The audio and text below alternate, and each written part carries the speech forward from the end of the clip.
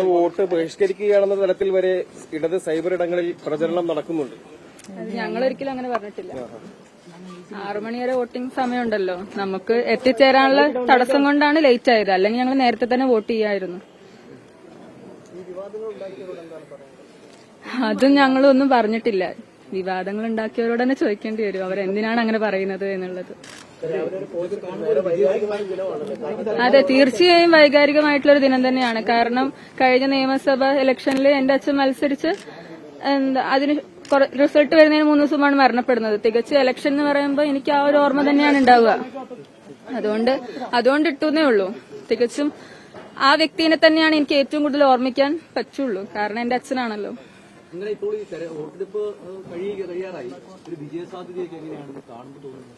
വിജയസാധ്യത തീർച്ചയായും UDF ജയിക്കണം എന്ന് തന്നെയാണല്ലോ. കാരണം ഞങ്ങളുടെ പാർട്ടി UDF ആണല്ലോ.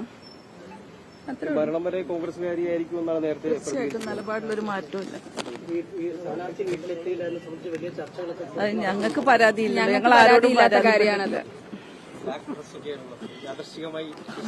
അല്ല, ബ്ലാക്ക് ഡ്രസ് എന്ന് പറയുന്നത് തികച്ചും ധൈര്യത്തിന്റെ ഒരു ഡ്രസ് തന്നെയല്ലേ.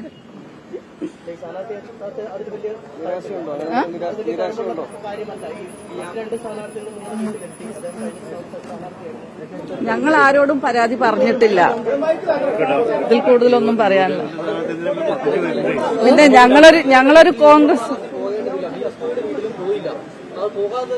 അത് സത്യമല്ലേ? വിശ്വാസമല്ലേ അത്? UDF പാർട്ടിയിൽ ഞങ്ങൾ നിൽക്കുന്നിടത്തോളം കാലം ഞങ്ങൾ UDFന്റെ കൂടെ നിൽക്കുന്നുള്ള അവരുടെ വിശ്വാസമാണത്. അത് എന്നും തെളിയിച്ചിരിക്കും ഞങ്ങള്.